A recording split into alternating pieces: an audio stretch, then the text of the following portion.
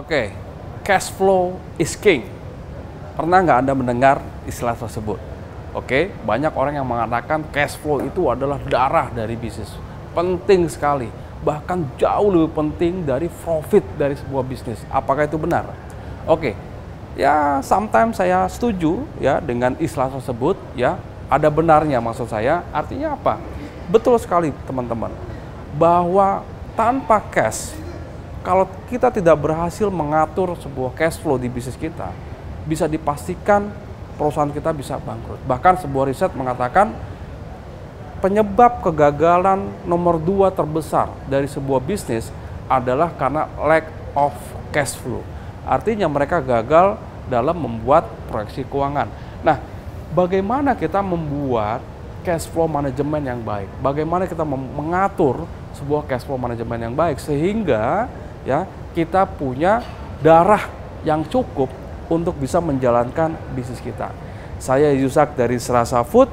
Saya akan berbagi dengan Anda bagaimana membangun atau membuat perencanaan cash flow yang baik.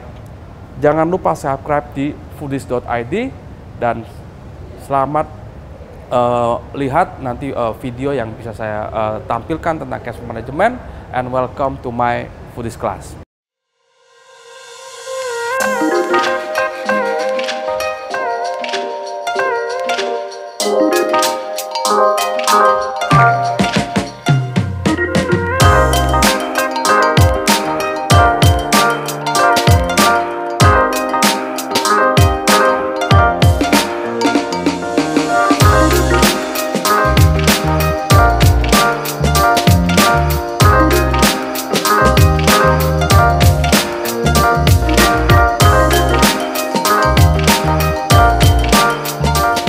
Oke, tadi kita sudah membahas ya seberapa penting sebuah arus kas atau sebuah cash flow di dalam sebuah perusahaan.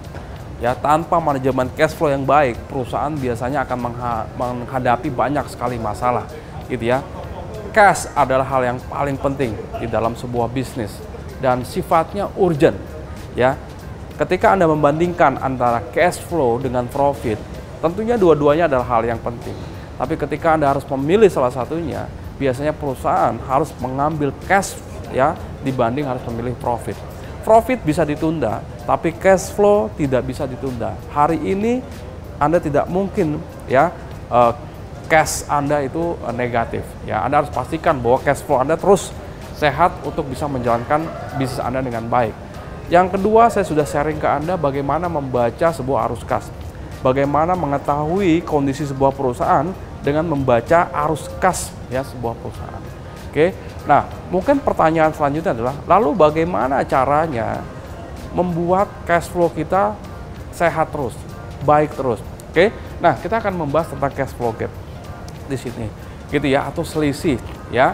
Bagaimana kita menjaga cash flow kita sehingga tetap sehat, perusahaan terus punya duit untuk bisa menjalankan operasional bisnis kita. Oke, kita akan lihat di sini. Yang namanya cash ya, itu ada yang namanya cash in dan cash out atau uang masuk, uang keluar. Ketika Anda menjual barang ya ke konsumen Anda, apakah konsumen Anda membayarnya cash? Oh ya, ada bisnis yang pembayarannya cash. Bisnis kuliner biasanya mendapatkan pembayaran cash dari konsumen. Tapi tidak semua bisnis itu mendapatkan pembayaran cash. Misalkan Anda bisnisnya catering, Anda bekerja sama dengan salah satu institusi, Anda ngerjain sebuah proyek, gitu ya. Anda kerjakan, Anda deliver, ya barangnya sudah Anda kirim. Apakah Anda dapat pembayarannya cash? Bisa iya, bisa enggak. Nah, kalau pembayarannya tidak cash, artinya itu yang kita sebut dengan account receivable atau piutang. Ya, Anda sudah deal dengan konsumen Anda, pembayarannya itu ada termnya, ya, term of payment-nya. Bisa 1 minggu, 2 minggu, 1 bulan, ya. Makin lama tentunya makin tidak baik, gitu ya. Nah, di lain hal, Anda harus membayar supplier Anda, gitu ya. Anda harus terus menggaji karyawan Anda. Ini yang kita sebut dengan cash out, gitu ya. Nah, bagaimana kondisi cash out-nya? Apakah Anda harus bayar saat itu juga? Anda membeli barang, Anda bayarnya saat itu juga? atau Anda membeli barang, bayarnya nanti gitu. Gitu ya. Nah, ini adalah kita sebut dengan account payable, gitu ya. Ya, jadi bagaimana kita manajemennya. Oke, selanjutnya juga ada inventory. Banyak dari pebisnis kuliner ya, mereka menyetok bahan baku, kemasan dengan jumlah yang cukup banyak. Gitu ya, dengan jumlah yang cukup banyak. Padahal salesnya atau penjualannya belum stabil. Nah, ini nantinya akan punya dampak terhadap arus kas tentunya. Nah, lalu bagaimana mensiasatinya? Dalam mensiasati cash flow, cuma ada dua caranya sebenarnya. Yang pertama adalah dari sisi cash in, Anda harus pastikan uang yang masuk harus lebih banyak ya dibanding uang keluar. Jadi prinsip pertama adalah Anda harus make sure uang masuk harus lebih banyak dibanding uang keluar.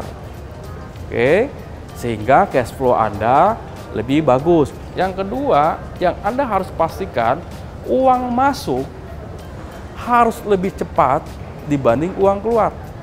Gitu ya. Jadi uang masuknya pertama lebih banyak, uang keluarnya lebih sedikit.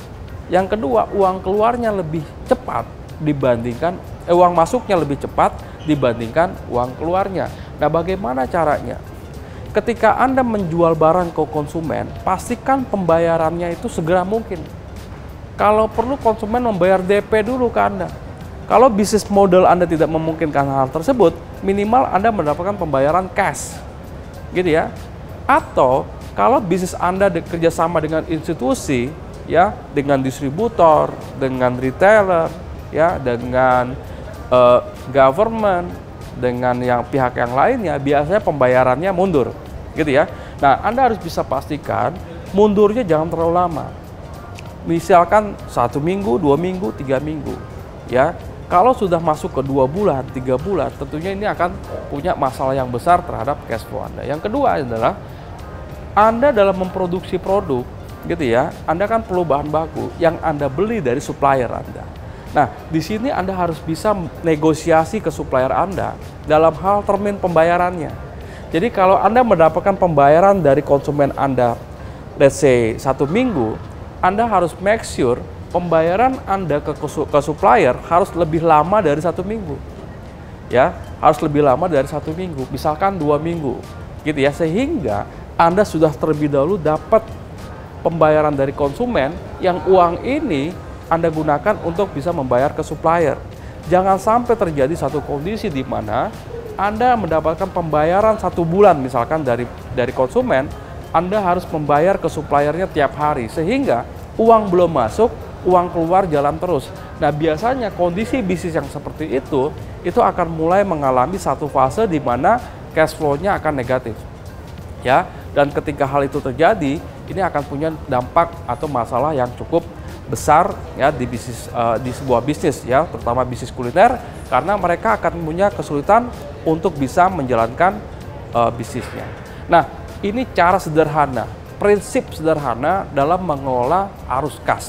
Ya, Anda bisa belajar lebih banyak tentang bagaimana mengelola arus kas dengan baik, tapi saya pastikan prinsipnya hanya 2 saja. Pastikan uang masuk lebih banyak dibanding uang keluar, pastikan uang masuk lebih cepat dibanding uang keluar. Oke, nah terapkan itu di bisnis Anda dan pastikan arus kas Anda selalu senantiasa positif. Oke, Foodpreneur, ya demikianlah yang saya bisa sampaikan, yang bisa saya bagikan sedikit tentang bagaimana mengelola cash flow dengan baik. Tentunya banyak sekali yang kita bisa pelajari. Dan saran saya adalah selain Anda mempelajari video ini, Anda bisa aplikasikan ya langsung ke bisnis Anda. Jadi apa yang Anda pelajari tidak hanya sebagai knowledge yang Anda dapat, tapi sebaiknya Anda bisa lakukan, implementasikan di bisnis Anda. Sampai bertemu di video selanjutnya. And thanks for watching my foodies class.